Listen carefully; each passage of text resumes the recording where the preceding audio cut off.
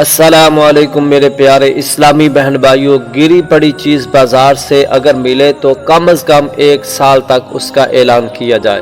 اگر مالک نہ آئے تو اس کو استعمال کر لیں، گناہ گار نہیں ہوگا۔ حضور علیہ السلام کے پاس ایک دیہاتی صحابی آیا اور حضور علیہ السلام سے پوچھا کہ اے اللہ کے نبی، اگر بازار میں گری پڑی ہوئی چیز ملے تو اس کا کیا کیا جائے؟ حضور رحمت عالم صلی اللہ علیہ وسلم نے فرمایا کہ اس کی نشانیاں ذہن میں رکھ لیں اور 1 سال تک اعلان کیا جائے۔ اگر کوئی شخص آئے تو اس سے ٹھیک نشانیاں پوچھی جائیں، کیونکہ دھوکہ دہی دینا یا دھوکے سے چیز لینا یہ انسان کی فطرتی عادت ہے۔ اگر وہ بتا دیں تو واپس کر دیں۔ اگر کوئی آدمی نہ آئے تو اس کو اپنی ضرورت کے لیے استعمال کر لے۔